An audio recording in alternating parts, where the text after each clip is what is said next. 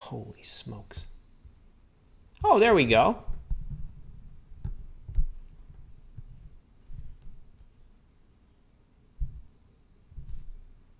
I think we got this.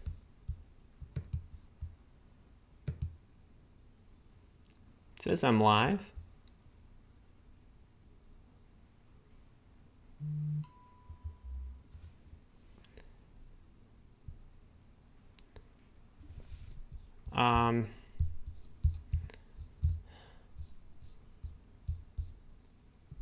I think this might be working now. Hey everybody, sorry about that.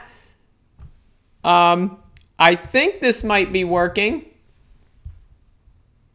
I think we got it. I'm not sure what happened. I had to try some different output settings, and Kara's telling me you got me. I can see the stream health is a little shaky, but I'm here and you're here. So welcome to Live Office Hours. It's Thursday. We're live. I'm Andy. Finally, we're here. Thanks for hanging in there for a few minutes. Not sure what happened, but I'm here. I'm excited, and I'm glad to see all of you are here. Welcome back. It is good to be here with you. You know what? I rolled out of bed this morning, and every Thursday, I smile a little bit bigger because I love talking with you, and so I'm excited to be here.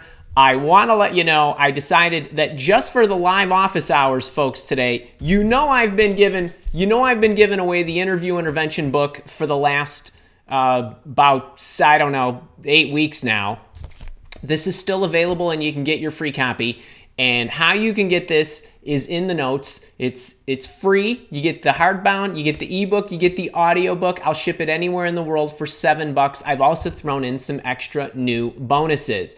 But today and today only, for my Live Office Hours folks only, I decided I wanted to run a special on the Interview Intervention course, which is normally $247. I decided, 50% off wasn't good enough. We needed to do 60% off. That course is normally $247. Today you can get it for $98. You get all the videos, all the templates, all the stuff you need to ace any job interview, but you also get 3 additional months of ongoing coaching in my private monthly coaching. And you also get to attend the interview session of my Job Search Bootcamp. So over the next 3 or 4 weeks, you're going to get so much additional coaching because we have a private monthly call, I think on the 11th of July, or maybe it's the 10th. And then the following week is the boot camp. So it's today only till midnight Pacific time. The link is in the chat and it's in the description. It's 100% guaranteed. So if you're not sure, jump in, look around. If you don't like it, I'll give you your money back, but I don't think that's going to happen. So, but today only, it's like $98.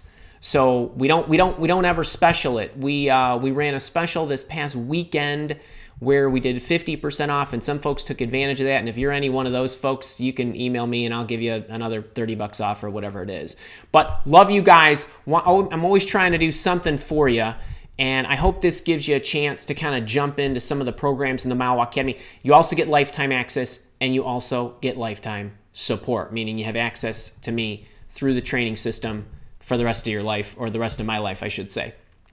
So I hope that helps. And if you got any questions, you can hit us in the chat or you can email support@milewalk.com.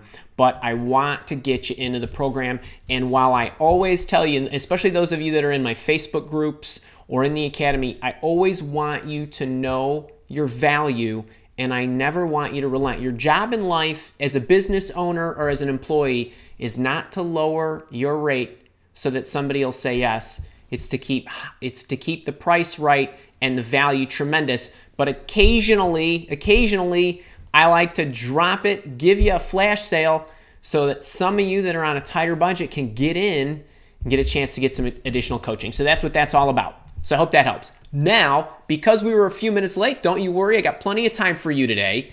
Let's go into the chat and let's get rolling. Let's get rolling. Sunshine, how appropriate. I think we are on summer solstice right now, although you wouldn't be able to tell because it is grayer than gray and pouring rain where I am. It took me like an extra half hour to try to get the lights somewhat right. I think we're still going. Stream health looks okay. All right, so let's get into Sunshine's questions. All right, Sunshine says, hi, Andy. How should I approach this situation? There's a job opening, but I don't know anyone at the company. Find connection on LinkedIn before I submit my online application. Apply online first. More. So first, I want to comment on that. If you did not see, last Thursday, I started, and actually we did it last Thursday morning, and we did it, or my time, and we did it this Thursday morning. I'm releasing these live office hour vignettes. So they're like the little teaching moments from each of the live office hour sessions that I do. And I'm packaging up some of my responses to very common questions, and I'm giving you these 2 to 3 minute or maybe 4 minute videos with my response. Last week was actually a simple trick to get a job at a company where you don't know anybody. That was actually the tip. So the first thing that I would do, Sunshine, is if you look at my recent uploads on my YouTube channel, because that vignette will not be on the blog, check that out, because I answered that very question in 2 minutes and 41 seconds or something like that. And then your second portion is what to say to introduce oneself to strangers on LinkedIn about a particular job opening. Should I connect with company recruiters on LinkedIn about a job opening? I think that when part of the response that I gave in that vignette was reaching out to people at the organization and getting connected with them. Check the video for my specific response, but the one thing that you have to make sure of is that your opener to get connected with somebody at an organization that you want to work is you need to make sure that you are actually providing them with some value of the connection. So a big part of connecting on LinkedIn is offering value, and a big part of networking is offering value first. So what is it that you can share with them? What is it they can share with you? Why is it that you're reaching out to them? I know you're on a tighter schedule, right? Because you need something that's immediate. You need a job, perhaps at that organization, but you got to work in some value that you're going to be able to contribute to that person, as well as opening up and saying, hey, I'm looking to connect with professionals in my industry, in my space. I enjoyed reviewing your background. I thought we could help each other. Here's how I might be able to help you, and so on. But that's what I would do. You are welcome to reach out to recruiters at companies. I just don't love trying to connect with a recruiter. They accept your connection. You try to tell them that you want to apply for a job or something like that. It's not usually the greatest way to go about doing that. I would try to get in through the employees. I think you have a stronger way of getting in, or you have more leverage doing it that way.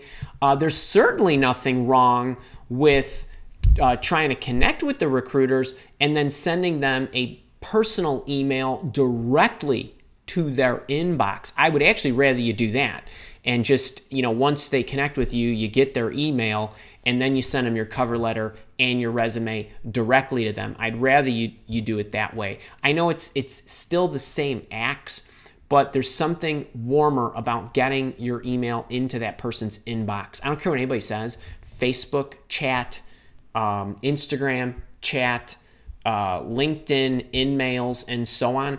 There's still nothing more emotionally an emotional connection than getting your email into somebody's inbox. There's a very different relationship with those of you who are on my YouTube channel, who are subscribers to my YouTube channel, who I totally appreciate. But then there are others. Some of you are Tips for Work and Life subscribers, so you let me into your inbox a few times each week. That's a different level of relationship. It's the same kind of thing when you're sending a recruiter an email. It's just there's more of a personal connection to it. I don't care what anybody says. It doesn't matter how many Facebook followers or YouTube subscribers or Twitter followers or Instagram followers or whatever. Letting somebody in your inbox is more personal. So in your case, when you're trying to reach that recruiter, it's better to go into the inbox if you are able to connect with them.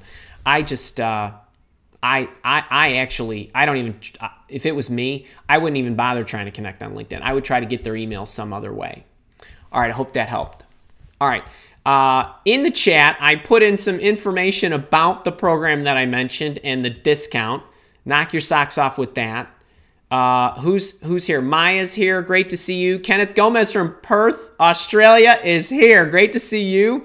Patricia from Argentina. Charlotte. Hey, Charlotte, I'm going to call you at 2:30.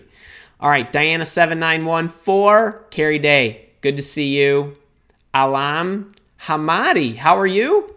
That's a new name. I don't know if I know you. Yes, Carrie is. Todd Lawrence. Good to see you. All right. And Kara letting you know that we were having problems. All right, Charlotte. Hey, she's got a question from last week's. The initial interview visit at one institution will be 1.5 days. Okay, that's interesting. One of the first activities on the first day is a 45-minute presentation by the candidate. Let's see. You're a few more below. Institution asked me to include your experience in teaching, research, education, administration, purpose to get to know you, quick tips, slides, no slides, formal, informal. Yes. Yes to all of that. Okay. Love this, Charlotte. Love this question. And everybody else, let me let you in on a tip here. And all of you sales folks out there, this one's for you too, regardless of your profession. Anytime you are given guidance like Charlotte was given, the first thing that I would do is I would immediately, so Charlotte, in your situation, I would have immediately asked, can you give me an idea of the level of formality and deliverable you would like? I'm happy to put together slides, handouts, so on and so forth. What does the group generally take to? What is it that they enjoy? And I'm happy to prepare it that way. I would have immediately asked that. I would not have waited. I would have emailed automatically 3 seconds later, or in the phone call if you were speaking to the person, I would have immediately asked. If you did not, and for anybody else who is heading into a situation where an employer says, hey, we want you to give a presentation or we want you to do something, you should plan for all contingencies. Meaning, I would prepare structure, I would develop my outline. So just like Charlotte, they gave you the outline, they gave you the topics they want you to cover. Okay, go through each of the items and make sure you sketch it all out. I would develop slides without a doubt. I would make sure that I brought my computer in so that if they give you a machine to plug in to project your presentation, you're covered. I would bring handouts in for everyone. I would bring them a document. I would bring them the slides. I would bring them every single imaginable combination that you could prepare, because you don't know what it's going to look like. You don't know the size of the room. You don't know if it's a round table, a square table, if they have a projector or not. So I had a situation once where I went on a sales presentation just like this. We were going to go give a pitch, and I developed all of the all of the slides and all that good stuff. I developed the handouts. Well, they said, hey, we have a projector and a machine here for you to use. Great. But I still made copies for everybody, because what happens if they tell you one thing and the machine breaks? Now you look like an absolute genius because you covered for all the contingencies. And the HR woman was beside herself, and we were actually selling something to the HR department. And she said, oh, I'm so sorry. I said, don't worry about it. I've got handouts for everybody. I've got 10 handouts here that we can walk through. You're prepared. So if they don't want to go through your slides, they don't want you to make a presentation, no big deal. You got the slides, you talk them through it. So that's what I like to do. I like to be covered for every contingency, especially when you're walking into an environment that you don't know. So that's what I would do. So I would have asked first immediately, and if you don't know, I would prepare for everything. I would prepare a formal setup, I would prepare an informal setup, or I would prepare the handouts or whatever it is. And for a day and a half, that is a very, very long time for a first interview. So I hope that helps. But the moral of the story is I would develop it in a manner that you think is the best way that's going to put you in the most positive light. And I would plan for all contingencies and all setups that you could imagine. So I hope that helps. All right. That's a great one. Lewis Yu, how you doing? Lori M, great to see you from the UK. Love the way you spell your name. Cleopatra Ann, how are you? Charlotte, we got that one. Let's see. Maya's here. Rosemary's here. Great to see you. Hope you're doing well. Hope you enjoyed the resume review. D. Walker, Patricia again. Hosanna, how are you? I hope you're enjoying the Interview Intervention book. Thanks for your comments there. MK, great to see you. Rosemary, good luck on the phone interview. D. Walker, question.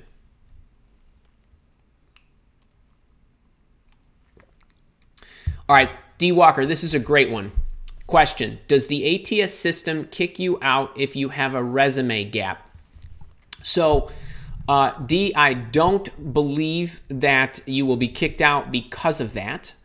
There are lots of people who have gaps in their resume, and anybody who set any kind of applicant tracking system tolerance to kick you out simply because you have a gap of any kind in your resume, I would be very surprised, because there's lots of reasons that can occur.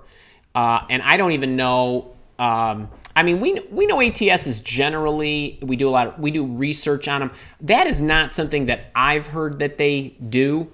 And you know, it really has more to do with the text that you have in your resume. Remember, these are not very smart systems. So the more textual you can be from an ATS standpoint, typically the better off you are. Something like a gap, that needs to be interpreted by a human. So no, I don't think that would be the case. Hope that helps. Lippin, how are you? Dilemma to write a job title. Can you help me in this regard? I'm not sure what the issue is.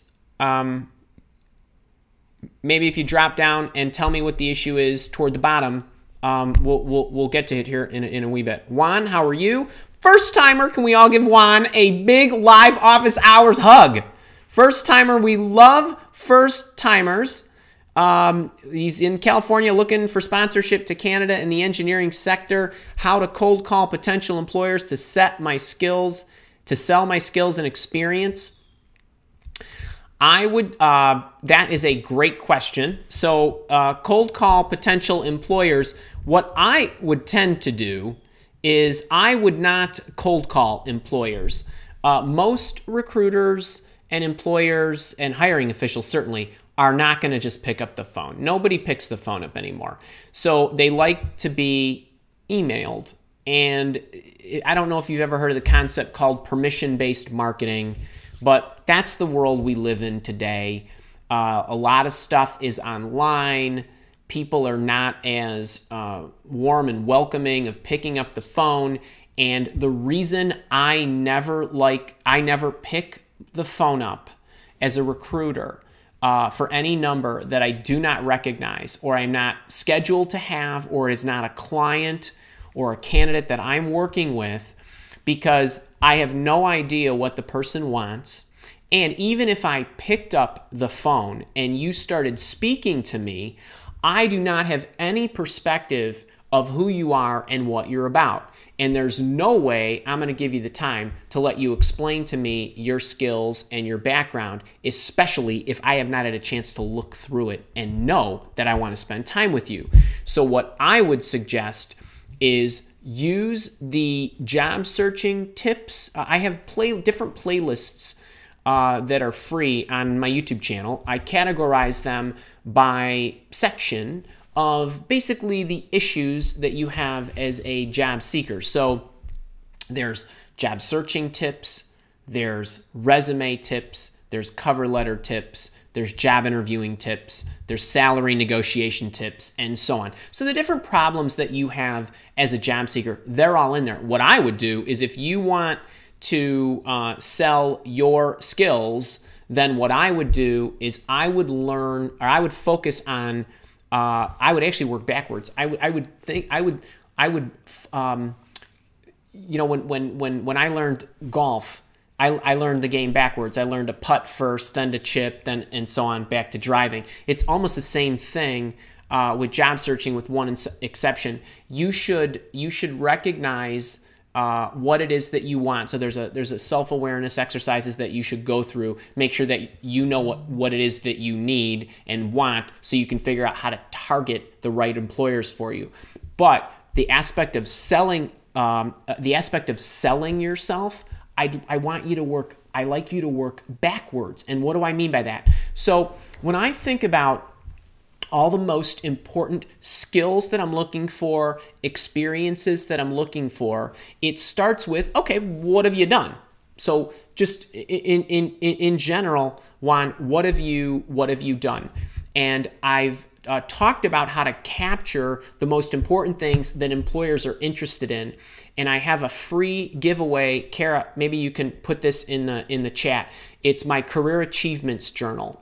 The Career Achievements Journal talks about the 14 most important aspects of every project or function or whatever it is that you've done throughout your career. What are the 14 most important things for you to capture that help you articulate your skills, your value, and your impact in the stories that you would tell at the time of your promotion, at the time you were interviewing with a new employer, and so on. So we want to think backwards. So what is it that I've done and what's advertisable, and I need an organized way to collect that.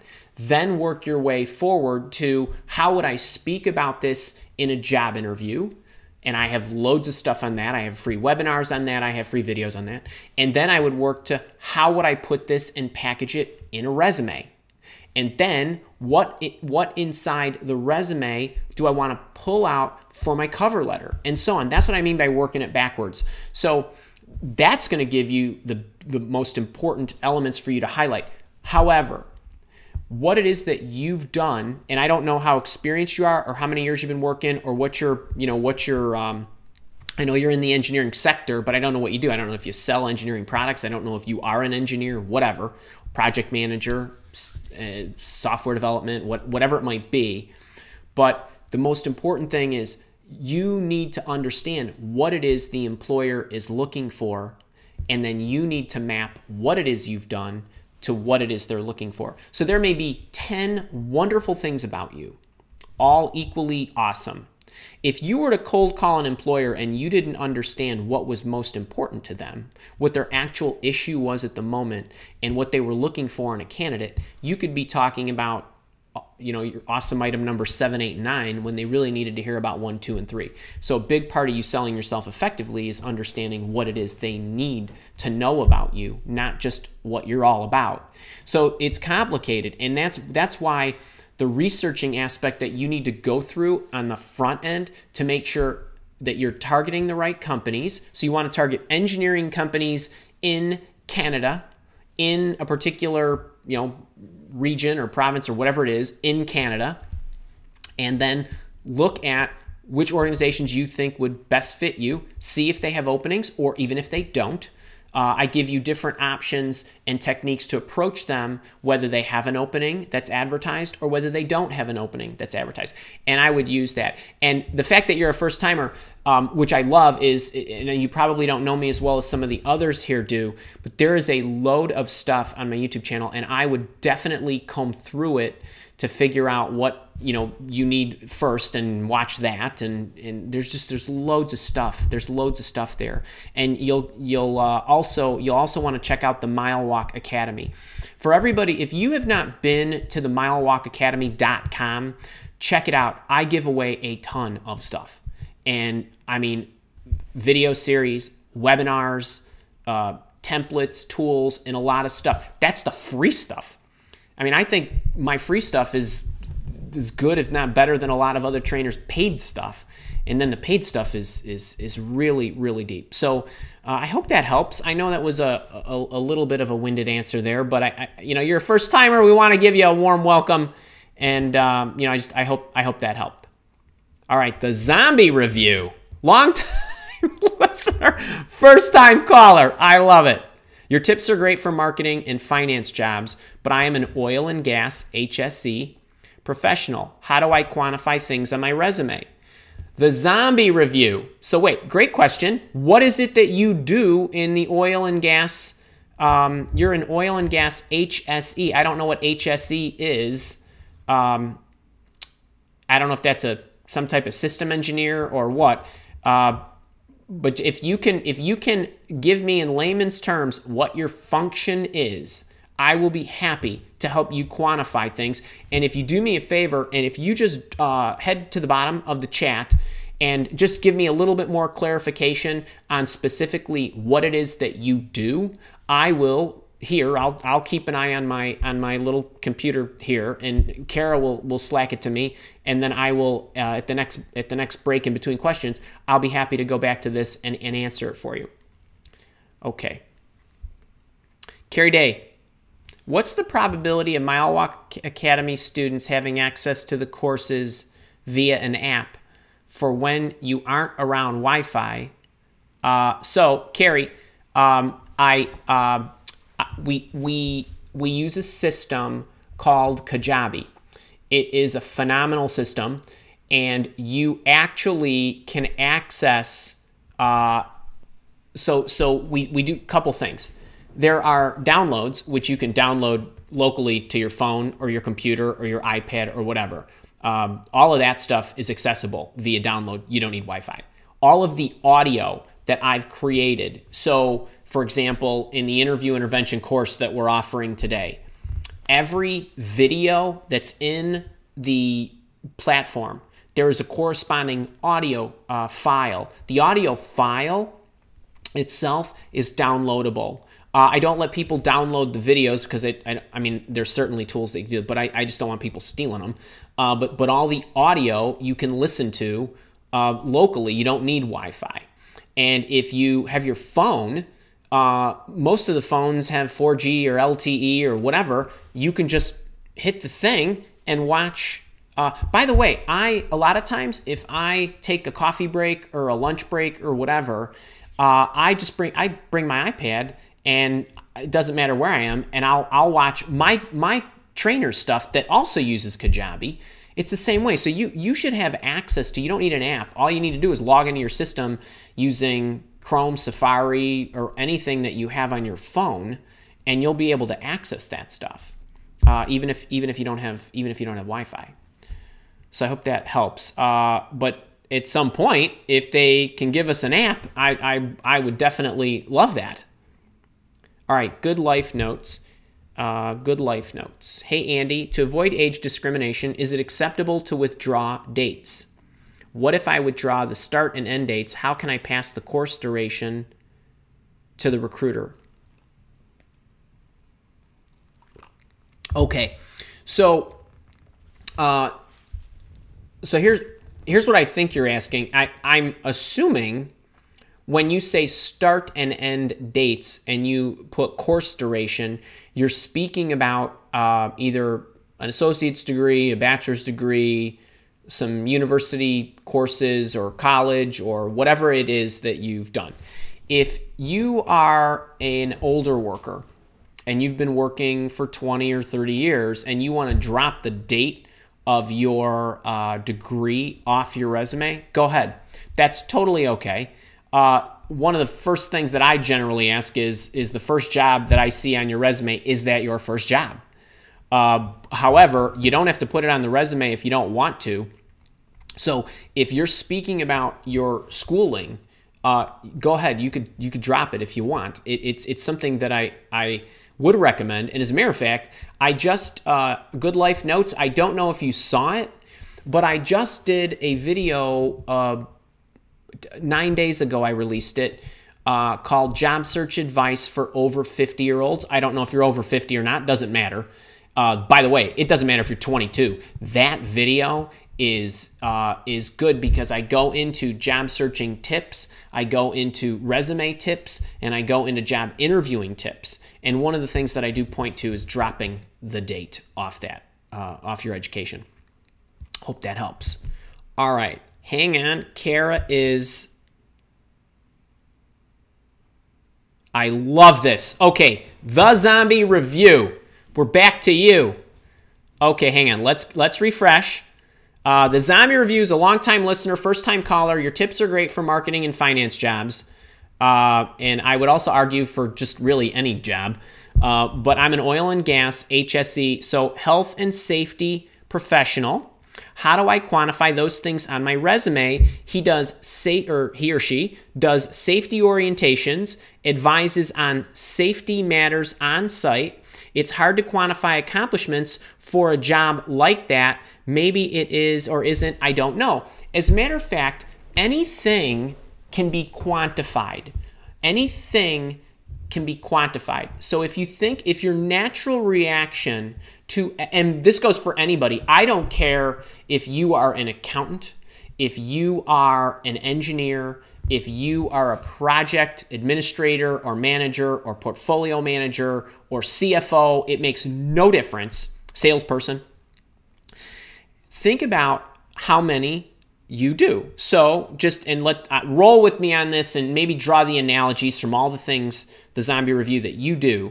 But if you do safety orientations, how many of them do you do? So when I think of, the first thing I would say is, okay, so if you do safety orientations and you're in oil and gas, I don't know if you go to oil and gas companies and audit them and do safety orientations. How many companies do you do that for? How many safety orientations do you do in a day, a week, a month, a year, a quarter, whatever it is? How is it, are there different types of safety orientations that you do? Do you do certain things that have to do with environmental issues? Are you helping them with overall safety based on your experience? Are you helping them with overall safety based on legal regulations? So are you helping people be in compliance with? So what percentage of your advice, audits, or whatever are in compliance? What percentage are not? When you get done, how many of your suggestions are implemented that become compliant? Is there a way for you to draw the relationship between how much safer they are based on statistics that my guess is you're using? When something is not deemed safe, there is a risk factor, usually from insurance companies or governmental agencies, that say you have an X amount of probability of something going wrong if your whatever it is that you're advising on the safety of is only so safe. Okay, so what levels are you improving? Are you taking them from a 30% risk tolerance down to a 2% risk tolerance on average? You're improving somebody 90% when you do that. So these are just ideas. I mean, I don't know the ins and outs of everything that you do. I actually was in the energy sector for 10 years.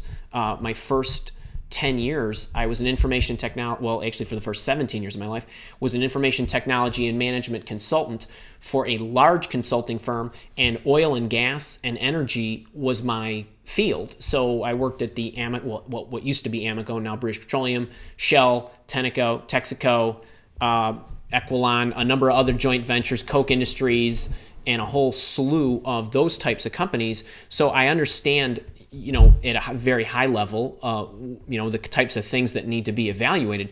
But anything can be quantified if you know how to look at it. So I hope that helps. And if you've got more, just go to the bottom and let me know if that helped. I always want to know if I hit the mark, and I hope that helps. All right. Dave Wired, here you go. We are going to talk next week. I've got you on my list, and I promise by Friday, end of business, I will have dates for you, my friend. Okay. Panos Vasiniotis. That's a new one to me. How are you? Hope you're doing well. I get the following a lot. How would you get needed data? How would you get needed data? How would you motivate people to cooperate with you if they don't have time, if they are reluctant to do so? That is a fantastic question. Okay, so that is a fantastic question. Let me rephrase, and then I will give you my answer. Okay, so Panos asks, hi Andy, I get the following a lot. How would you get needed data? How would you motivate people to cooperate with you if they don't have time, if they are reluctant to do so? All right, so motivation, first thing you got to do is you have to understand motivation. If I said to all of you, you know, you need to buy my courses, so please just click the button and pay me. That's not going to get it done, right? There's certainly a goal, or maybe it's a positive goal. Maybe, you know, somebody wants to accelerate and get better. Maybe it's a painful goal. I don't have a job. I need a job. Whatever it is, I have to make sure that if I'm going to introduce something to you to motivate you to enroll, I have to address why it's going to help you. From an influential standpoint, anytime you need to motivate somebody to cooperate or do something, you need to highlight for them the benefit that they will realize. It may sound selfish, but from an influencing standpoint, most people are going to do what they're going to do for their own reasons. And their own, in this case, can also be the company's reasons. Okay, so if they're very good employees and they think big picture and about what's great for the organization, that is certainly okay to lean on that too. So what you need to do, and anytime any of you get a question like this, I always say do two things. The first thing that you want to do in your response to the interviewer is you want to give the interviewer your general approach on how you would do that, and then a specific example of when you did that. So in Panos's situation here, when we talk about motivating people, the first thing that I would say to the interviewer if I was asked that question is, okay, that's a fantastic question. I'd love to share first my philosophy on when I have to motivate people. What motivates people is helping them understand how this will impact them in a positive way, whether it's them individually or towards the company. So the first thing that I would need to do to motivate somebody when they don't have a lot of time is I need to explain to them what the benefits are going to be of cooperating or doing this with us as a team, or trying this as an individual, or whatever it is. You got to get them to care about the mission, the goal, the whatever it is. That's philosophically what I would do. Then let me tell you about a situation where I actually did that, and then I would give them an example of when you did that. So that to me is a great way to approach those types of questions. Whenever it's, you know, how do you do this, or tell me about a time when, I always like you to lead with your philosophy, because if your philosophy is sound, they're going to absolutely love the story you're going to tell, and you've teed up in their mind, hey, if somebody gets what I just said, they understand that that's true. They're a human being. They understand, you know, psychologically how they behave when they need to do something. And it's sad, you know, the what's in it for me kind of syndrome, but that's reality. So for you to be able to motivate somebody, you have to explain to them what's, you know, why this is important for them to do this and how they will benefit. All right, so you teed up your philosophy and then you give them the example. But that works on 90% of these types of questions, and interviewers love that, because even if your example isn't perfect, if you've explained philosophically how you look at it and they like that, that's all that matters. And what you're doing is you're giving yourself a safeguard. You're giving yourself a safeguard that even if my story is kind of mediocre, if they love your philosophy, you got it. You answered it, check, and they'll love it. Believe me. It's just you might not have had a great example. That's okay. But if that's how you would approach it, if faced with it in their environment, they'll love it. They'll love it. Hope that helps. And welcome back, or welcome to the program. Nice W75. Hi, Andy. Good news update. My attempts to bypass the ATS is working. I love it. I wrote the letters. My CV was seen by 2 seniors. One is an executive VP who forwarded it on to their senior direct report. Thanks for all you do. You're welcome. You're welcome. You're welcome. You're welcome. And Diana Dembski, how are you? Thank you for being an awesome part of the Interview Intervention support group.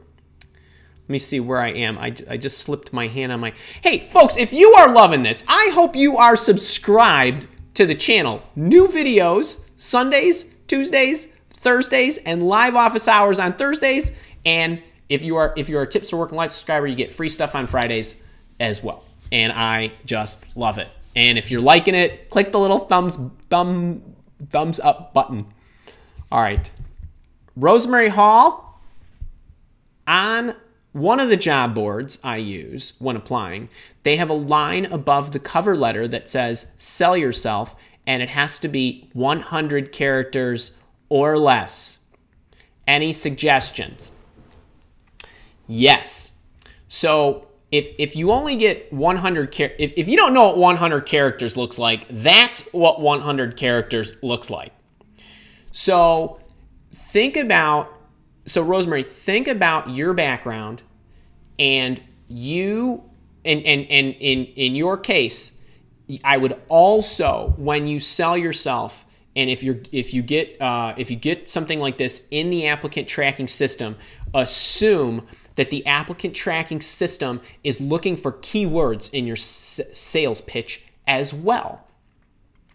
So you are an editor, digital editor who has transformed, right, well-known TV series, shows, cable networks, and so on, right?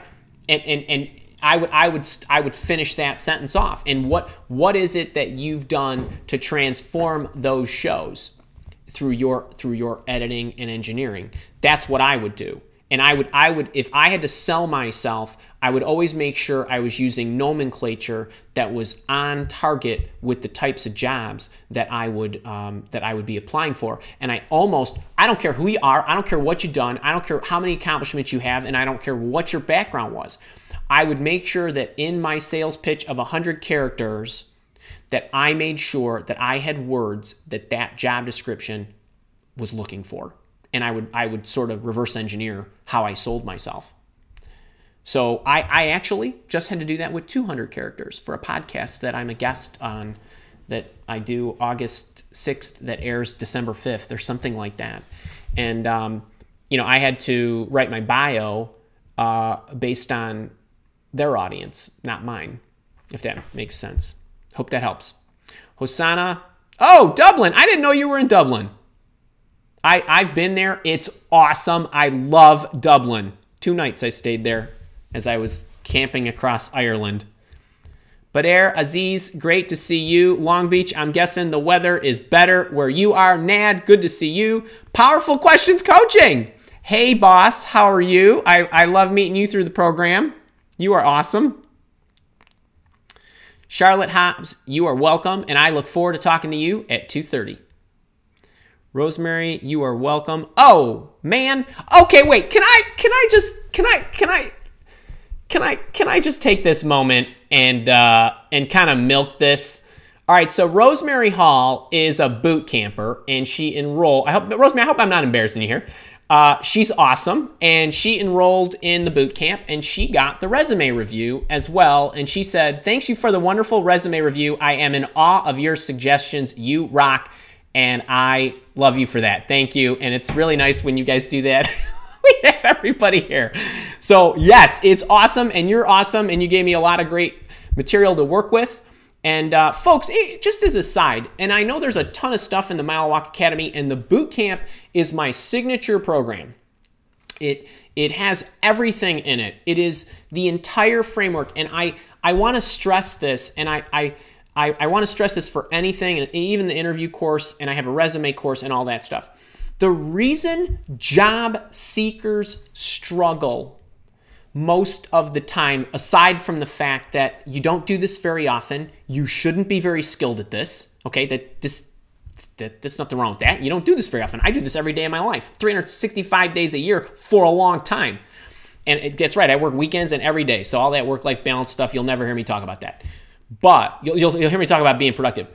You have to have a framework, and you have to know how all the pieces fit together. That's why when I know there's a lot of free stuff that I offer out there, I know there's a lot of free stuff that other coaches out there offer, and I know that other coaches have subscriptions, and I have a monthly subscription as well. But if you came to me and you just asked me a few questions and I give you a few great answers, that's fine.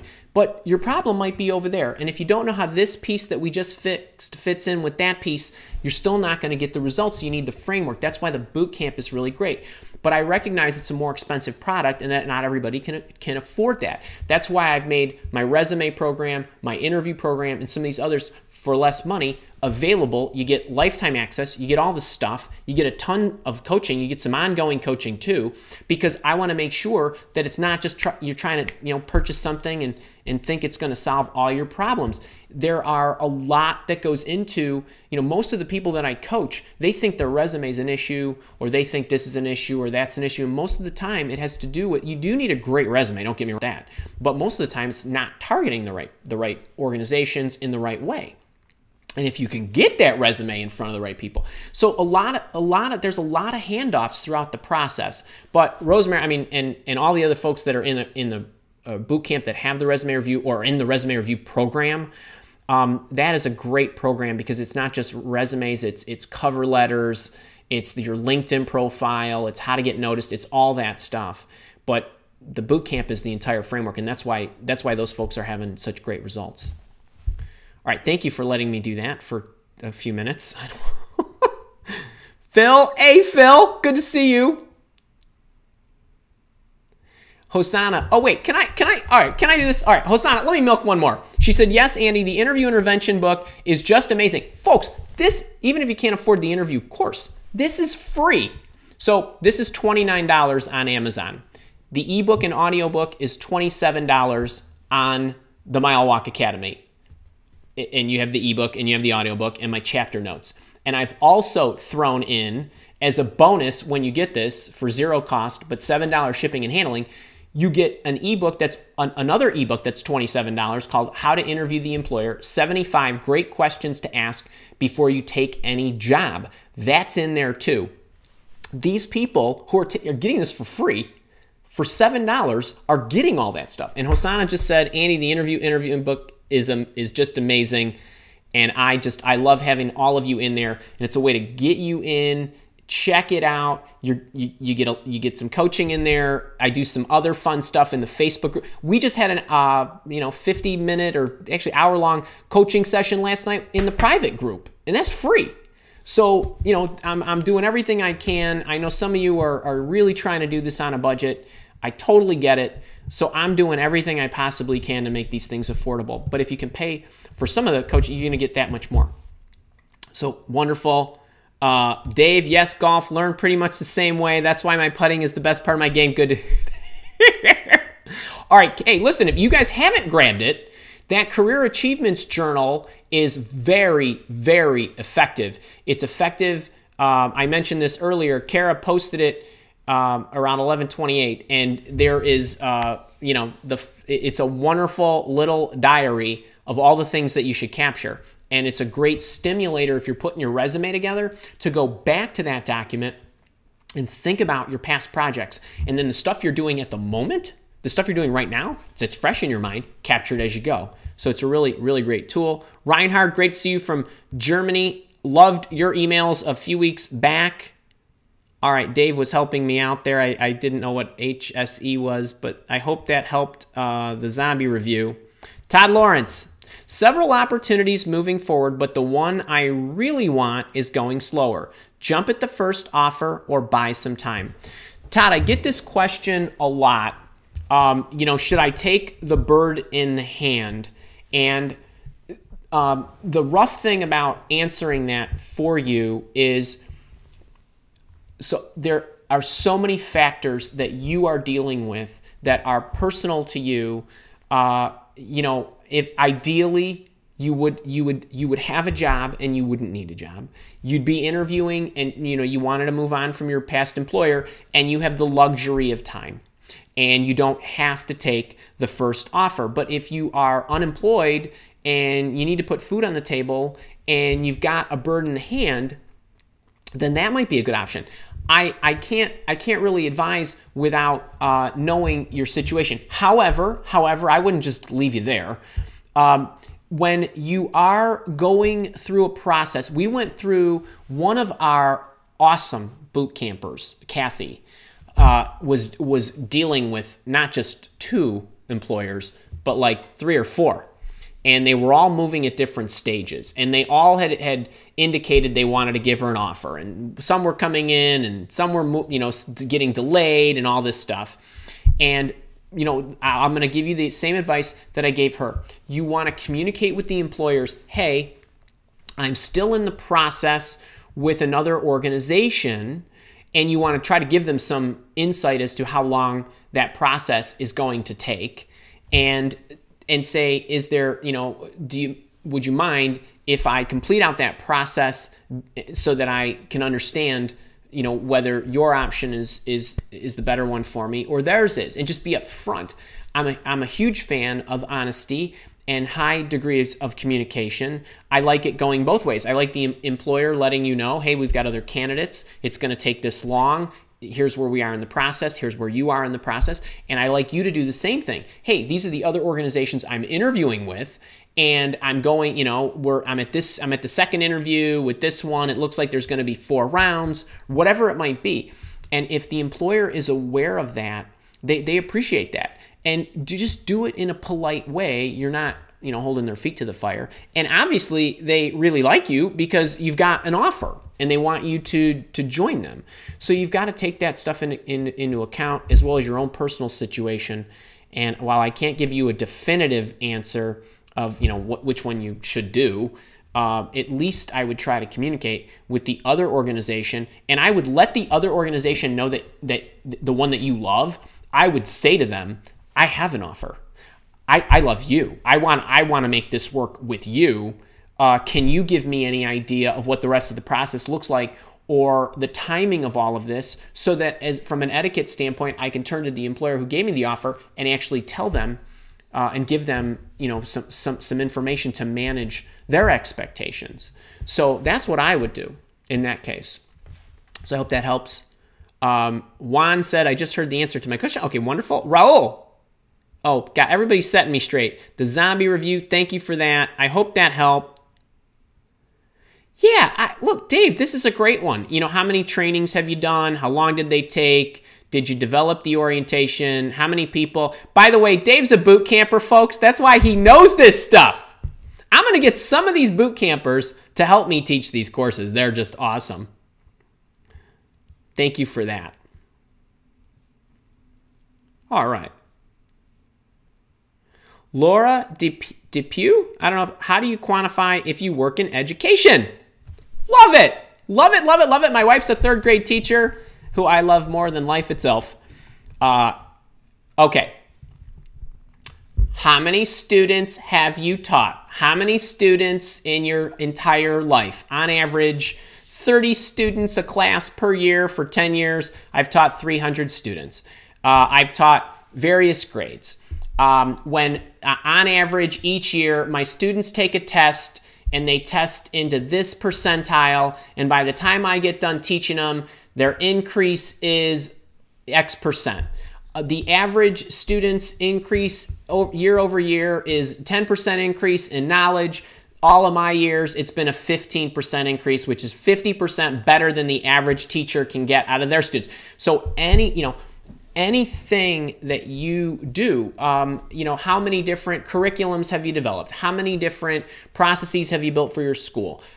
Anything of that nature certainly can help you quantify. Is there improvement projects that allowed you to, I don't know, my wife spends a lot of time putting her lesson plans together. Builds a process that reduces the amount of time it takes her to build a lesson plan for substitutes. That was a process improvement that she did. That got handed to everybody else. They can do it. So there's a number of things. Think about everything that you do and just ask yourself, how many? How much better? For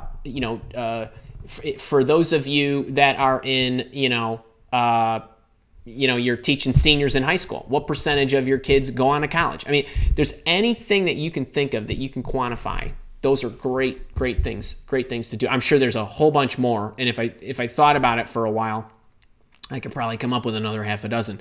But that's how I would look at that, and quantify that. Awesome. Looking forward to it.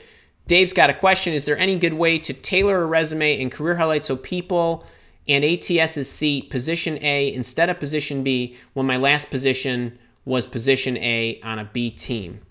Hang on. Wait, Dave, hang on. You threw me a... Did you mean on a B team, like a B... hang on, let me wait.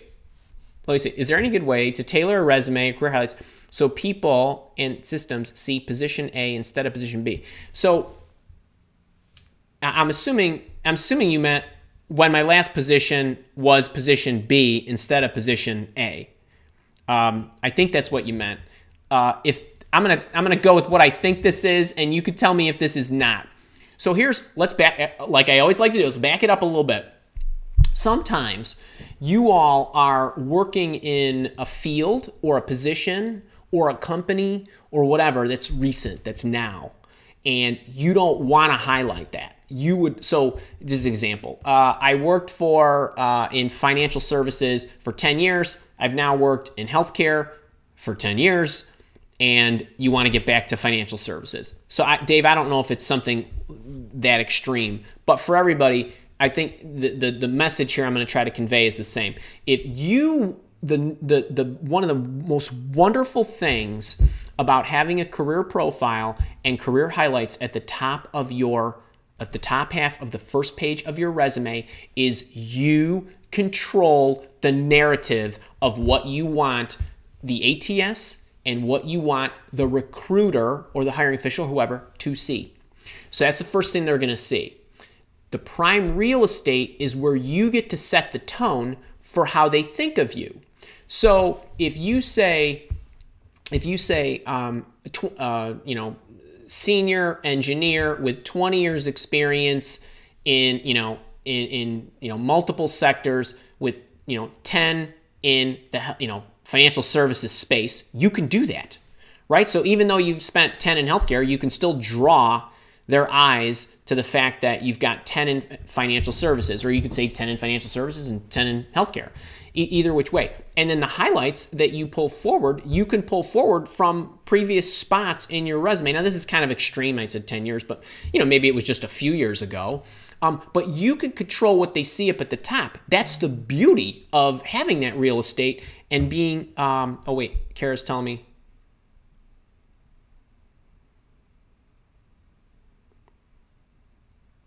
Oh. Okay, let me roll with this, and then I'll go back to what Dave was saying. But basically, my point to all that was you are controlling the narrative and what they see, and that's what you can bring forward to the top of the page. But what Kara's telling me is Dave is saying he was writing code. He was a software developer on a development ops team. People see what I did and assume I did a lot more operational than development work, which is not correct. So I don't know that you need to say DevOps team, Dave. I would just say software developer, software development, or whatever. And I don't know that you really need to highlight that you were on the DevOps team. I would just, you worked for a company, whatever the company was. You're a software developer, and just talk about what you did. That's all I would do in your case. We're going to talk on the phone, so we're gonna clear that one up. All right. Charlotte Hobbs. All right. Major disappointment recently. Third visit, 2 days, total 6. Informed I was the top finalist. 2 weeks later, told the internal candidate was identified. He was on SearchCom. I don't know what that is. How to succeed over internal candidates. Okay, that's a great question. So, for all of you who are in any of the Mile Walk Academy programs, so the boot campers, the interview intervention course people, the resume course, the do-it-yourselfers, and anybody in my Career Coach Cast monthly program, we literally last few weeks ago did our monthly session, and one of the topics that I taught on was how to compete in an interviewing environment when there are multiple candidates. Now, you are talking, Charlotte, specifically about internal candidates, but what I'm going to share with you goes for any situation, because it doesn't matter if it's an internal candidate or an external candidate. the internal candidate has a leg up on you because he or she or they or whoever know the environment and they're a known commodity. So they've always got the inside track. So, but any candidate, any other candidate that has the right kind of skills can also have the inside track. So for any of you, here again, let's back it up. So Charlotte's question is ultimately, how do I succeed over an internal candidate or really any other candidates that are in play? So if there's, 6 candidates or 3 candidates, it makes no difference. When you start an interviewing process, so regardless, it doesn't matter, once you get engaged, so you somehow got an interview, it is very much in your right to ask what the candidate landscape looks like. And the way that I would do that, so let's go through the whole process. Immediately share what you have going on. So I'm interviewing, I'm actively interviewing, whatever it might be, and hey, Mr. Employer, I would love to give you the list of what I have going on because I want to make sure that you understand where I am in the process, what I have going, the types of roles that I'm looking for. It is a good idea to do that. You are giving first and you are showing that you are open, trustworthy, transparent, and all the good stuff that goes along with that. That's one. The minute you get done explaining that, and by the way, you can control that because you could be proactive, because you could just say, hey, I want to share with you. As soon as you're done saying that, and even if it was, hey, I'm not interviewing with anybody, you're the only company that I'm interviewing with, fine, just say that. I would also like to understand on your side what the candidate pool currently looks like and has looked like. So how many candidates are currently active in your interview process, and how many have you gone through that are no longer active? And the reason you want to know that is because you want to try to get some intelligence to use to your advantage so you could leverage your strengths to elbow them out. Okay, let's face it. I want all of you who are on my live office hours to get these jobs, right? That's the goal. So in order to do that effectively, if you're competing with other candidates, you have to know what your competition looks like. Okay, so what has it looked like? The employer will most likely start with what the current landscape looks like. Okay, so we have 2 other candidates in the process. And then you want to get information. Are they internal candidates? Are they external candidates? And so on. And then ask, say, are there any, and you can even ask that proactively. I'd love to understand what your candidate landscape looks like and if you have any internal candidates or external candidates or basically who's active in the process. And I'd also like to understand about the people who've been in the process who were not successful. Because what you're trying to get at is, what does it look like? What is it you like about those candidates? And what is it that is missing? So, okay, so you're actively looking. Is there any reason you haven't hired anybody yet? What's been missing with those candidates? You want to make sure that's not missing with you. So these are the kind of things that are awesome to ask up front. Do not for 1 second think this is being nosy. This is you being smart about the intelligence you're gathering very early on in the process. I don't want this to be the first question you ask the person or the screener or the recruiter or whoever, but I want you to get that information. Then what I want you to do is use that information to make sure you understand what their strengths and what their weaknesses are. So, they might not overtly come out and say, but is there anything that you're seeing in these candidates that's preventing you from pulling the trigger? Is there anything from the previous candidates that you saw that prevented you from hiring them? And you will get all kinds of great stuff. You will get stuff like, well, actually, we tried to hire somebody, but they turned us down. Why did she turn you down? Like, this is the kind of stuff that helps you surface information that you can use to your advantage. And I don't know, Charlotte, if you've seen the 3 Keys to Ace Any Job interview webinar, but in that webinar, I talk about your line of questioning and how you want to front load your line of questioning with what I call short-term usage questions. Short-term usage questions are questions that you ask in an interviewing process that elicits information that you can immediately use to sell yourself, whether right in that interview or in your thank you note or in the next interview or the next day or the next week or whatever it is. So things like what did, you know, who's successful in this role? What are the characteristics? Why didn't you hire that candidate? They're giving you data that you can make sure that you sell over, meaning, oh, no, I have that experience. Oh, I have that strength. I am that way. That's short term. Long term is, you know, what do the benefits look like? What are the training opportunities? Those are great questions. I want you to know them, but those are the kind of things you're going to go home and you sit and have a cup of coffee and think about, maybe talk to your spouse or partner. And while factorable info, it doesn't do you any good to selling yourself at that moment. So it's all about getting that intel and getting an inside track and then continuing that conversation. So you've already planted the seed that that's important information for you to know. Each time you reconnect with that, in your case, with your university or with your, I can't remember who this was with, but you want to ask the recruiter, has anything changed on the candidate landscape? I want to update you on my situation. By the way, nothing's changed. I haven't had my third round interview with them or my second round interview with them or whatever, or I'm awaiting an offer or whatever. Has anything changed with the candidates? So you're constantly asking about this throughout the process. It's not nosy. It's not nosy. It's fair that you would want to know this. And I would constantly, especially if it was an internal candidate, I'd say, oh, is there any reason you just didn't hire that person straight away?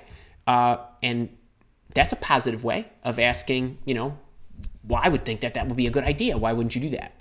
And so you're constantly trying to ask that. And every company's a little different. Every company, some are going to share a lot of information, some will only share so much. But the best way to nudge out the other candidates is to know what the employer thinks about those other candidates. You will be amazed.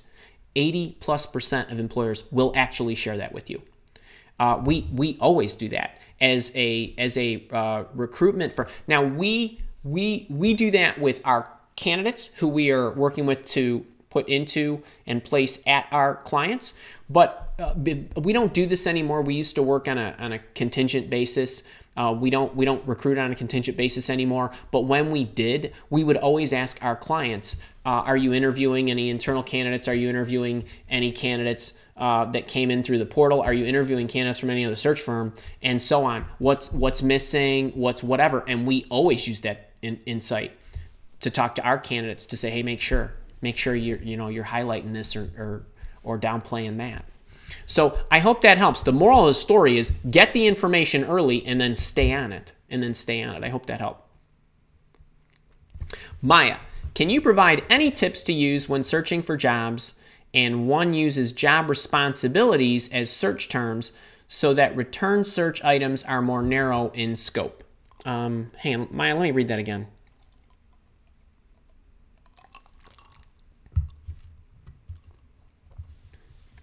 Can you provide any tips when searching for jobs and one uses job responsibilities as search terms so that return search items are more narrow in scope? So I think what you're asking is you want to use responsibilities to return a smaller set of results. And I would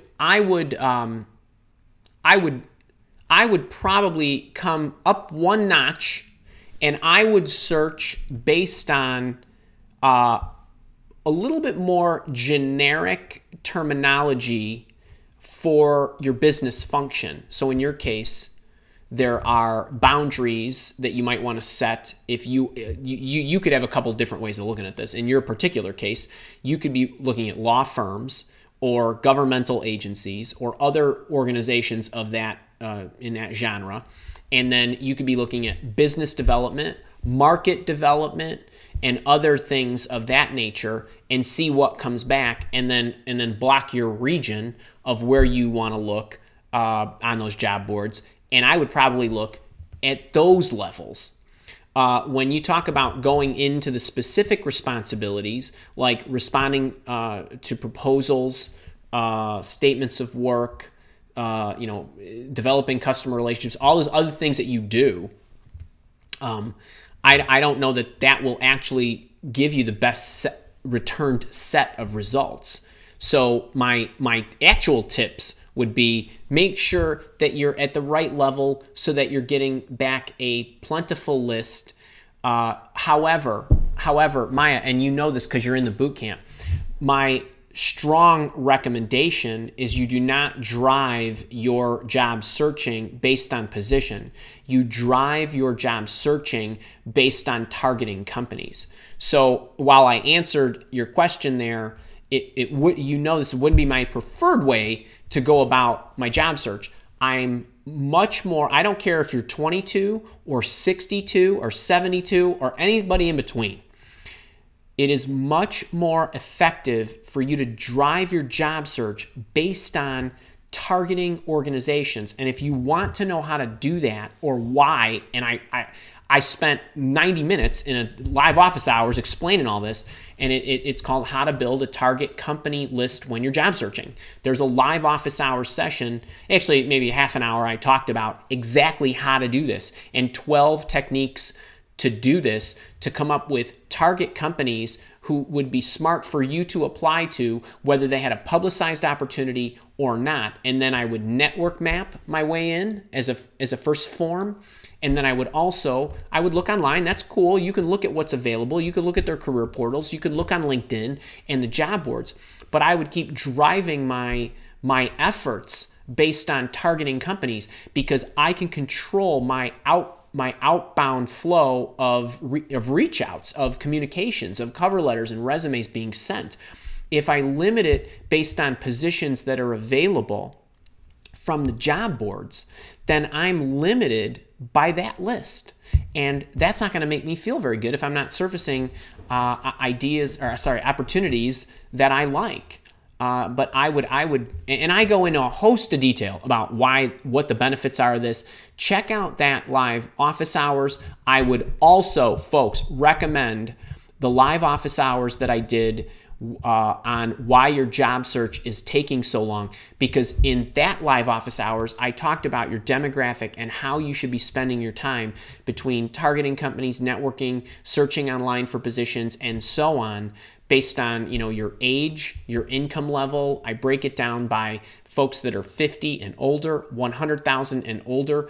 If you're under 50, between 0 to 60,000 and 60,000 to 100,000, and I go into all that stuff. Those two live office hours, for those of you who do not have access to the paid training in the Mile Walk Academy, are very, very good at helping you drive your job search to success faster.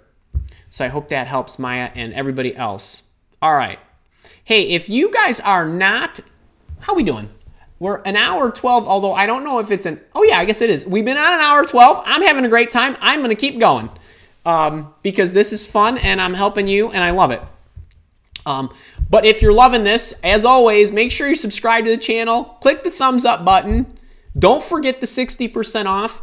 If you don't want to jump into the interview intervention course, this little beauty, while supplies last, is free. $7 shipping and handling anywhere in the world, including Perth, Australia, which is the farthest point from Chicago on Earth and where Kenneth Gomez lives. Okay, enough of that. Enough of the announcements. Back to, oh, Dave, I got that. And we'll talk about that, Dave, too, in the coaching call. Laura, how do you change careers? I already love the sound of this one.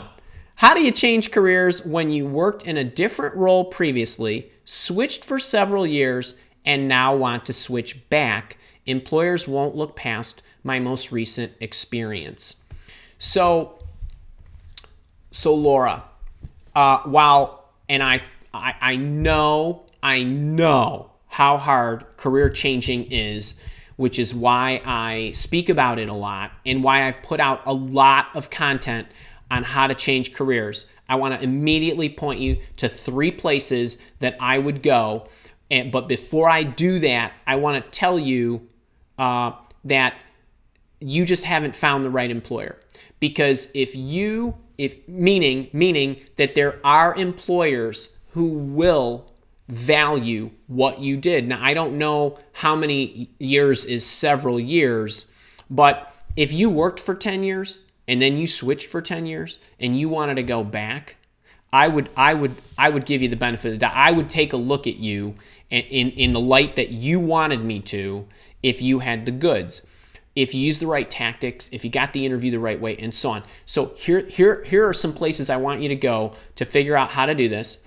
I have on my blog and on my YouTube channel, there is a recorded video called Career Change Success, the First 7 Steps, how to do that.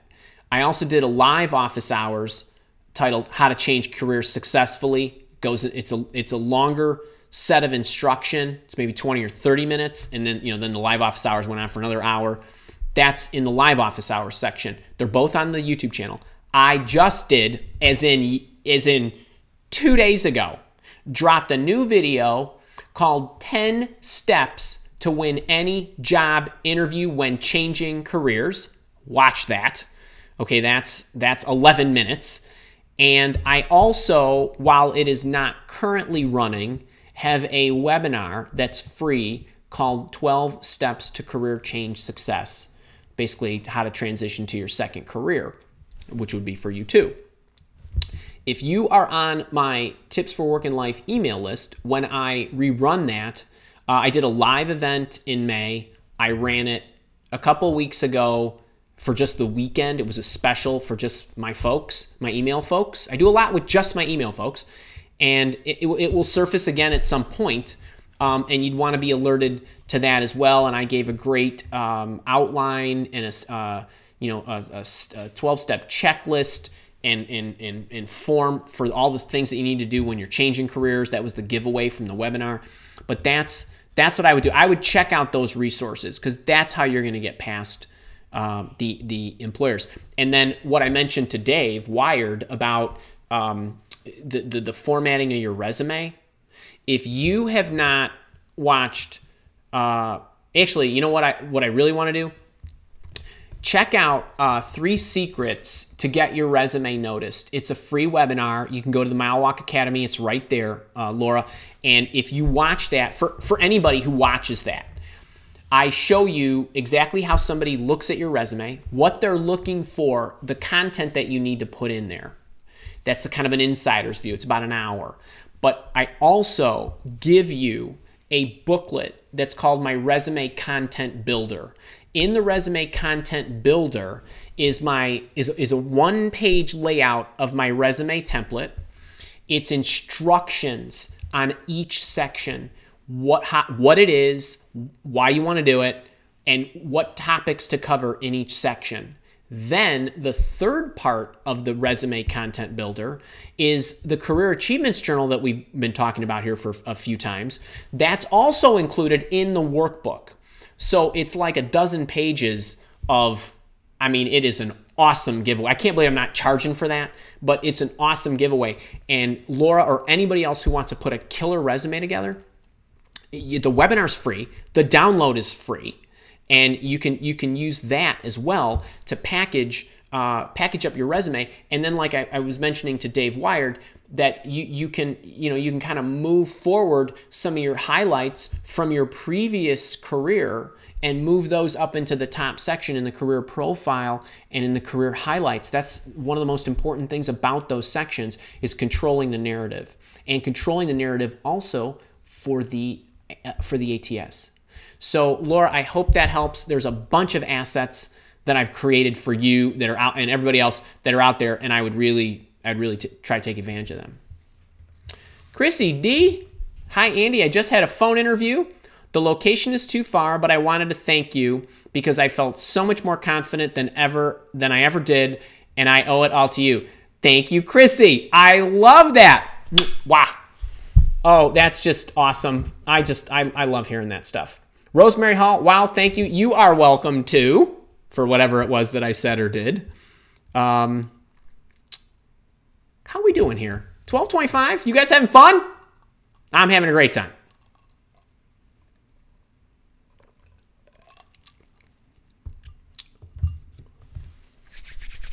Okay, Badr Aziz, I love that name. Hi, Andy. I worked as a finance intern for a nonprofit company. Awesome. My role included research and some data analysis. Fantastic. Can you help me in how I can quantify this internship experience on my resume? Sure. Okay, so the research and data analysis that you are doing, so for all you researchers, you want to make sure that you are talking about the amount or number of sections of data that you are focusing on. So there are X areas in the nonprofit, institution, company, group, whatever it is that I researched for. So how many segments in the group, or whatever it might be. So those are simple ones. Those are low-hanging fruit. How many people on my team? How many groups was I supporting? How many areas was I researching? I was researching 6 different areas, including boom, boom, boom. And then, so those are kind of that's the housekeeping kind of quantifications. Then there's what the data is being used for. So the data, so that's just the housekeeping, the first parts. But where the real money, so to speak, is in what happened with the data that you researched and what did that influence. So the data that I gathered helped the nonprofit improve something, target something. So, and I don't know specifically what it is that you gathered, but if you did research that you gave to somebody else whose job it was to go out and get new donors, dollars, or whatever, quantify that. So I prepared research that I gave to whoever, the executive director, whose job it was, or the fundraiser, to go out and with that research, that led to targeting 10 new donors, of which we secured 8, which resulted in X amount of dollars of funding. So everybody, when you quantify something, the thing you have to recognize is a lot of you are part of a team. So a salesperson goes in and they can sort of brag and advertise that they sold $1 million. But if you were the support engineer who supported the salesperson who sold $1 million, you could say supported sales to the tune of $1 million. And I was a support engineer. Okay, I got it. That you were on deals that won $1 million. So if you're the researcher and you are putting stuff together that's resulting in something, and I'm just if you're a nonprofit, I don't know what specifically it is that you're a nonprofit for, so I could give you better examples if I knew specifically. But the point is, what you do leads to results in some way, shape, or form. There are 8 magical things that employers want to hear. I'm not going to go into what those 8 are here. I actually go into the 8 in the 3 secrets to get your resume noticed. I tell you what the 8 are, and I give you the kind of the things that you should focus on. And wherever you are in the daisy chain, I guarantee you that 3 or 4 of those at a minimum are in alignment with what you do. And the zombie review, if you watch that, same thing for you and everybody else, that you'll start thinking in terms of reduce costs, operational efficiency, employee happiness, dollars, cents, and market awareness, and these kinds of things. So what you do as a researcher has a much it might not, the quantifiable benefit might not happen immediately. You're gathering research that fuels something for somebody to go and do something else. That's cool. Figure out what that is, and if you don't know the exact number, then give it your best guess. Give it your best guess. Remember, your resume, you want it to be as realistic as possible. I would love for every detail to be exactly accurate down to the dollars and cents, or number of people or whatever it is. But if you don't have those numbers, for some of you that have been working a long time and you haven't thought about your resume in 10 years, give it your best guess. You just need to be able to justify it, and your stories need to be believable when you're in an interview and you're speaking about that project and what that led to. So I hope that helped. Oh, Rosemary, one more time. I mean it. I am so very glad I found you, and I'm grateful for all your help. Cubs beat the Yes, they did. All right, the zombie review. I do a lot of orientations, risk assessments, and audits. Awesome. Better to use the amount of people I've given orientations. I love that. So you are, zombie review, you are educating people about how to be more compliant, reduce risk, and so on. Even if you can't draw it down to the end, the fact of the matter is that you are making a positive influence, because through your orientations, the major benefit is you are educating organizations, companies, whatever, groups or whatever, as to, how to be safer. So I get that. I get that. So the fact that you tell me that over the course of your, 5 years or 10 years or whatever, that you've educated, 1,000 people over, 20 groups or 50 groups or 200 groups or whatever it is, I get a feel that that's okay. That's cool. That's a quantifiable thing. And if you could, like I said, if you can really think about, well, statistically, what am I reducing percentage-wise, risk-wise? That stuff's great. So when you say better to use the amount of people or number of people I've given orientations, daily, weekly orientations are part of the regular duties, doesn't seem impressive. I don't know. A hostess that works in a restaurant that gets 500 customers every evening that she has to seat for $2,500 a week over the course of the year, that seems pretty impressive, that she's interacted with, helped and scheduled and whatever reservations, whatever, for that many people. And I get that that's part of her daily duties, but that's interacting with a lot of folks.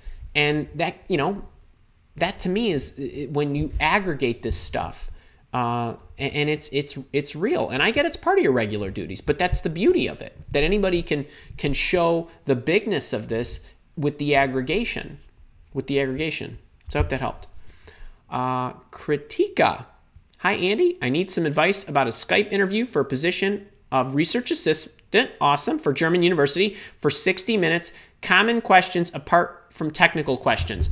Actually, Kritika, what I would suggest here is I want to point you to two things. Your answer is going to be pointing you to two things. Watch these two free things that I have. One is 3 keys to ace any job interview. So it doesn't matter if it's Skype, in person, in a group interview, or whatever.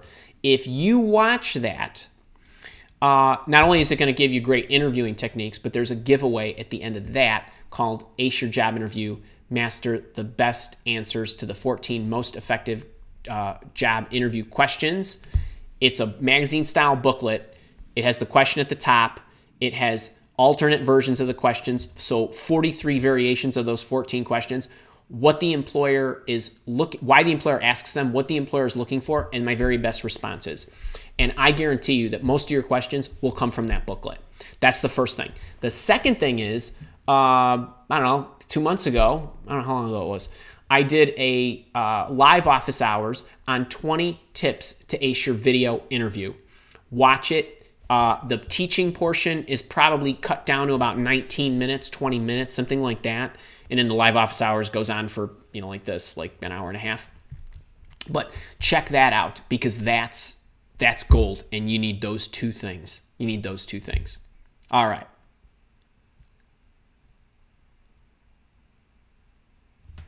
Okay, I love this too. Okay, so critique. All right, here, let me milk this a little bit.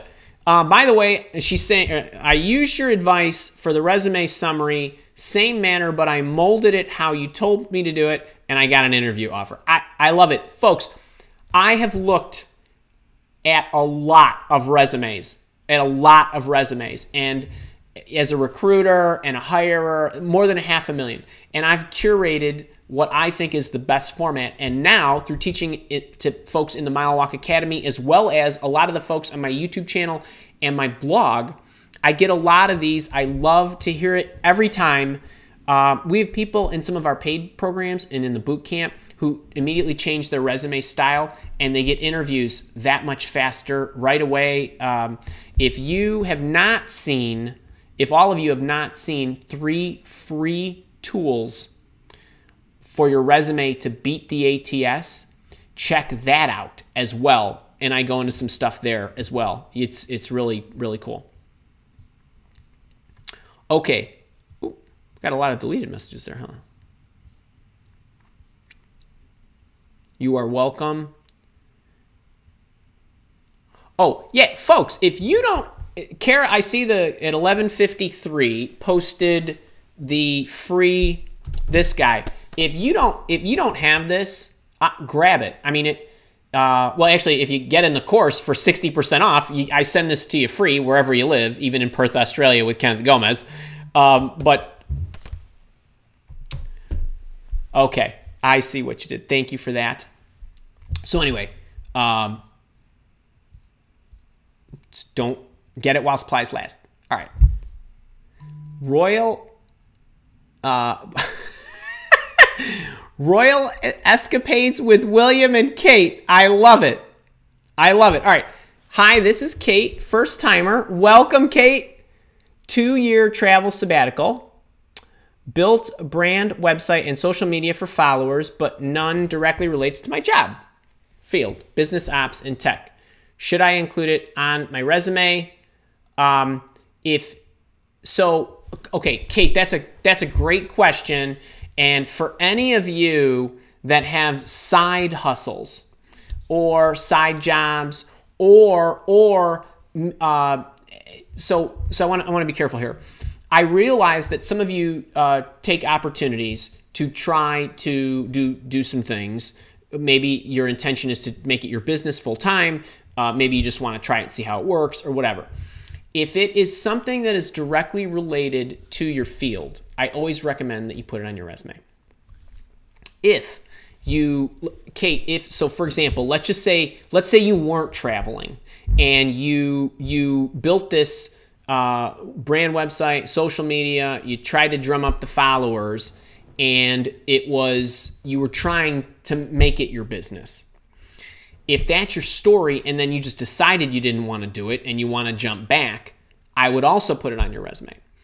If, in your case, from what you just told me here, if that was my resume, what I probably would say is, I took 2 years off to do a traveling sabbatical. I am now re-entering the workforce, and I would not make any mention of that if it is not related to what you're doing.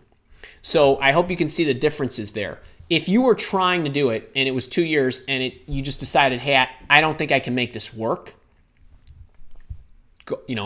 keep it on, because that's your story. That's what you were doing. But since you're on a travel sabbatical, I would just say I was on a traveling sabbatical. I had an opportunity. I took it. I'm now re-entering. And 2 years is not that long, meaning in a gap. I know everybody thinks, well, oh my goodness, I have a gap. How am I going to cover it? How am I going to cover it in an interview? Gaps are so common.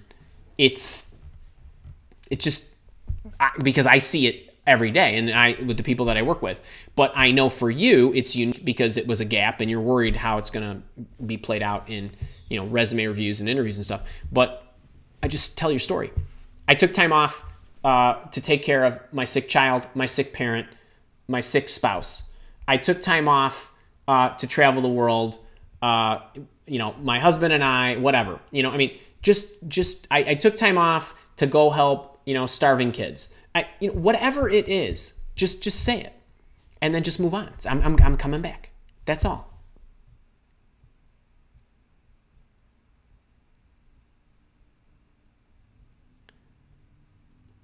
All right, cool. All right, so Zombie Review, do we have you in order? I hope we do. And Dave Wired, thank you for kicking in there. Anand, great to see you from India. Sunny day. How are you? have an interview with a company that I really don't want to work for? Should I go ahead with the interview just to improve my interviewing skills? I think I'm not a good interviewer. Who knows? Maybe I'll like them. Sunny day. I love this question. And everybody, I want you to know one thing about my outlook on should you spend time in an interview. And by the way, I'm speaking to an ideal situation. I don't want anybody to waste anybody's time, for sure. But if you are in job search mode and you are interviewing and you are looking for the right opportunity, what I hope first and foremost is that you go into every interview thoroughly researched, meaning you evaluated the company, you evaluated the interviews, you prepared, you got your stories nailed down, all the stuff that I teach you, and you go in with an open mind. Because they're not their website and you're not your resume. And I'm actually a little bit bummed here that you don't think you're a good interviewer. But I think if you practice and you do the things that we're teaching you, you'll get better. And I would go in there and look at it as a wonderful opportunity to learn more about an organization or an opportunity that's out there. And I would hope that you would keep an open mind. And you never know. You might walk out of there thinking, whoa, that was awesome. And what you don't want, what you never want, is to go in with a lax attitude, kind of feet up on the desk, so to speak, and then all of a sudden you find that this is amazing, and now you're in a little bit of a hole because they're looking at you like, well, geez, do you really want the job? So go in fired up. Go in fired up, sunny day. Hope that helps. Okay, Dave Wired, we're going to have more than 1 minute on the phone, so we're going to clean that up. All right. Hey, Renaissance man, Benny the Bull is here. Mom is here. Mom, are you still in California with all them nieces and nephews of mine? I have 9 nieces and nephews, and my mom and dad just celebrated their 53rd wedding anniversary, and God bless you. Oh, and it's Dad's birthday tomorrow. All right, Renaissance man. Renaissance man always has one question for me.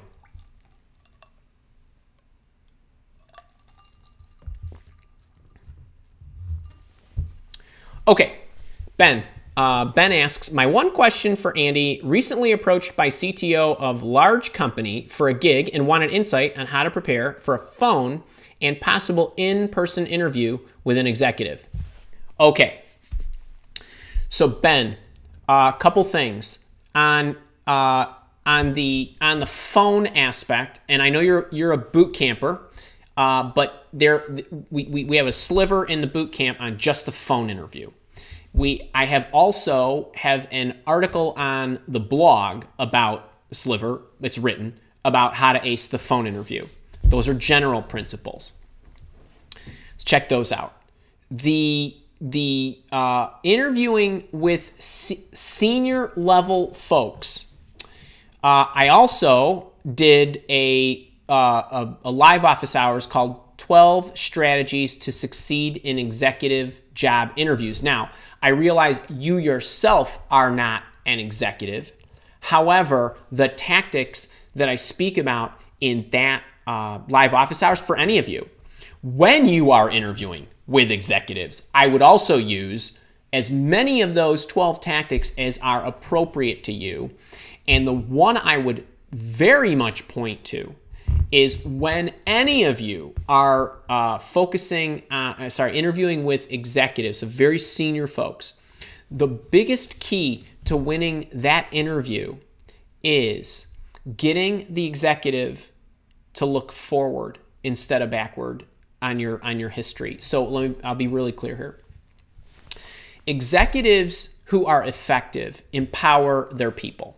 So if you're a mid-level or a junior resource and you're interviewing with a very senior, very, very senior resource, what you can somewhat safely assume is that that senior resource, the CTO, the CIO, the CEO, those kind of folks, should empower their people to evaluate your technical skills, your cultural fit, and all that good stuff. And if you're interviewing with these kind of folks, these high-level folks, they're going to hopefully assume that you've been vetted through that. So there's not going to be a lot of micro questions.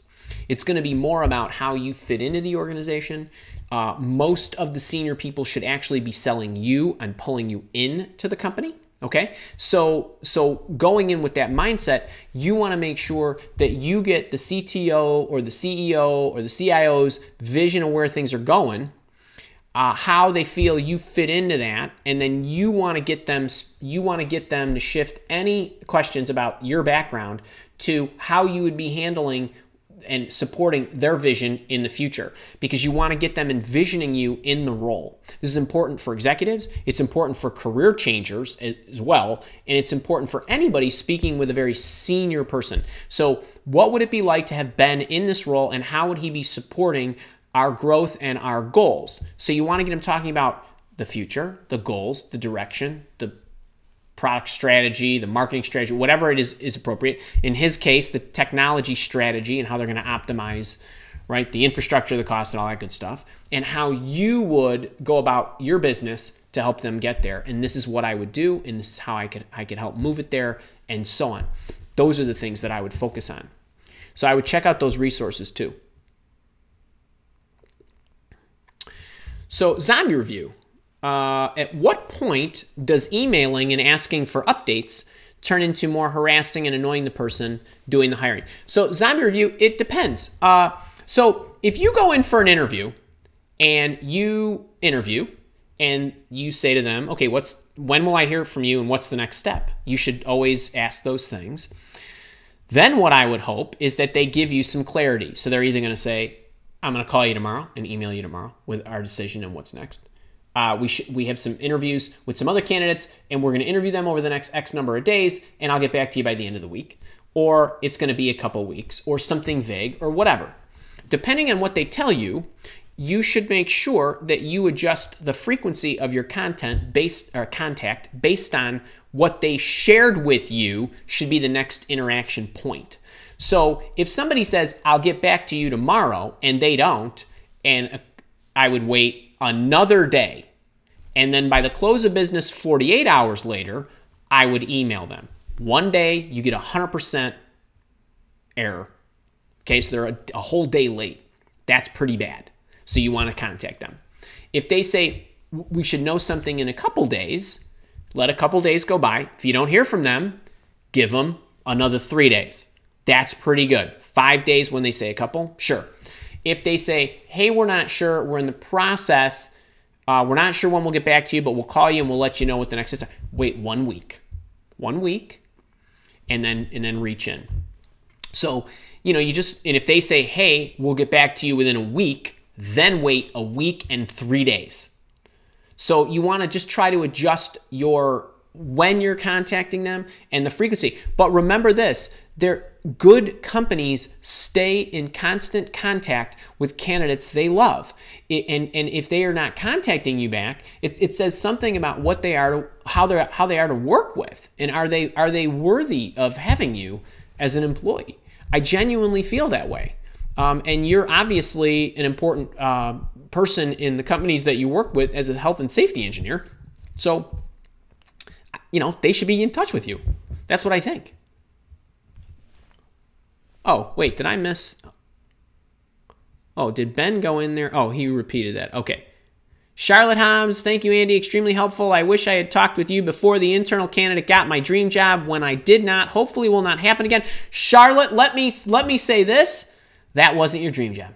That was not your dream job. The universe does not work that way. You found me just in time, and we're going to talk just in time, and we will make sure that doesn't happen when it really isn't supposed to happen. It's an energy thing. Okay. Carmen Ross, how are you? Carmen Ross, good morning. Andy, can you tell me how to download the audio regarding interview intervention? Thanks. Okay, folks, one more interview intervention plug. You get the book. Carmen, hopefully you got the book. When you purchased the book, you got to log in because you had to create one so you could access the ebook and the audiobook. When you click the interview intervention card in the portal, you click the interview intervention card, it'll open up a series of posts.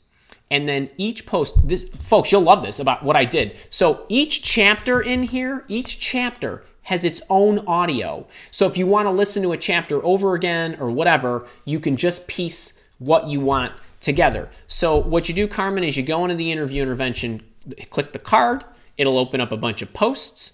Then you click the post you want to listen to. So you don't even have to listen in sequence, but you should. And then over on the right-hand side, there's a section, it literally says downloads. And in there will either be a download or there'll be an MP3 file or there'll be something. You just click that, downloads right to your phone or your computer or whatever. And that's how you do that. Or you can listen right there in the portal. And there's a little player that you can click, or you can download the MP3. And if you got any questions, just hit us at support@milewalk.com. We'll be happy to help.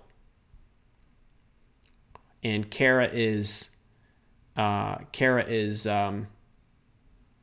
giving him the instruction, and we deleted Jack Martin for some reason. And oh yeah, Renaissance. Andy's 12-step program for recovering out of work, folks, is great. I mean, it's really, really nice. It's really, really, really nice. Oh, so I love all you people. I don't know Jack Martin, and I'm sure he was not saying some things. Thankfully, I didn't see any of that. All right, Dave Wired, sunny day, absolutely go. Oh, Ant, you might change your opinion. Yeah, Dave's right there, Sonny. I would definitely go. You are welcome.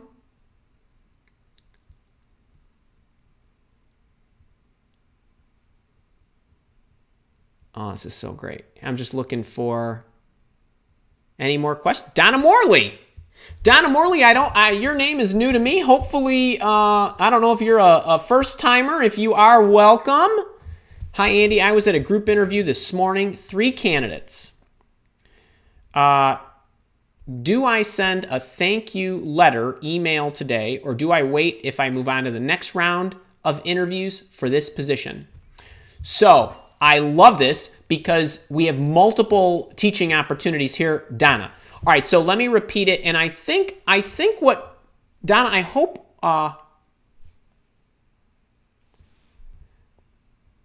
wait, sorry, I'm a little confused, Donna. There were 3 candidates in, so when you said you were at a group interview or a panel interview to me is one Donna, meeting with multiple interviewers. But then you said it was 3 candidates and 1 interviewer. I'm assuming you mean, okay, I'm going to try to answer everything, and hopefully I got you covered here. All right. So when you are in a group interview, and the group interview in the traditional sense where it's you and you're interviewing with 3 people, after the session is over, it makes no difference. Within 24 hours, you want to send each one of them individually a thank you that is unique to them. So I have a 3-part thank you that I recommend. It's in here on page 83 of the free book that I give you, that I recommend that, hey, I had a thank you for your time. And then you confirm why you are the right candidate, but you want to make the connection with each person in the interview and what was unique to them, and then express your enthusiasm in the 3rd part, and so on.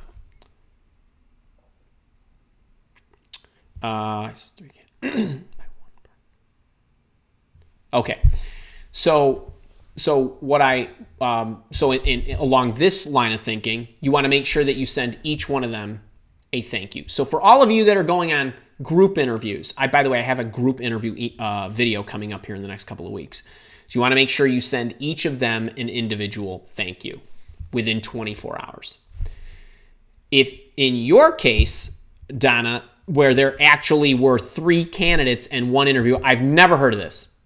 If you were there simultaneously, or if it was 1 interviewer and each one of you went separately, I hope that's what happened. But regardless of what happened, you all should send thank you emails and letters and all that stuff immediately. You do not wait to get a response from the company. You want to, so Donna, you want to thank the interviewer. You want to express why you are the right candidate, and you want to express that you are excited and looking forward to next steps. And that's important. And if there's, and one of the other things about thank yous, thank you emails can be a separator from other qualified candidates who do not send as strong a thank you as you do. So immediately. So I think we got your situation correct. I also wanted to share that part about the group interviews, but I hope that helps. But I would immediately send that thank you. And so if it was this morning, as long as you send it by tomorrow morning, but if I knew that there were 2 other candidates in the process today, I would be getting that sucker out like as soon as we get off here, as soon as we get off the program. Okay. All right, my friends, I'm going to go 4 more minutes to round it out to 90 minutes. All right. Mohammed, can you please help me by responding to my LinkedIn connection I sent you, and please send me a message through my contact no provided in my profile. So folks, I'm happy to connect with all of you on LinkedIn. I get thousands of LinkedIn connections and emails and all that stuff every day. I can't possibly go through them all. If you need something, just send me an email to support@milewalk.com. And if you are a student, a paying student, there's access to me through the Mile Walk Academy and through email. If you are not a paying student, I do my best to respond. But if you're asking for extensive free interaction of my time, I can't get back to everybody. So I hope you appreciate that. So I don't know what your LinkedIn message was, Mohammed. I have just so many in there that I haven't gotten to yet. Lori M, thanks so much, Andy, and Zombie Review, as that was really helpful for me too. Wonderful. Working on quantifying environmental risk assessments. Same kind of stuff. All right, let me see. Hans Holtz, who's that? I don't know. Can't we all just play nice? Okay. All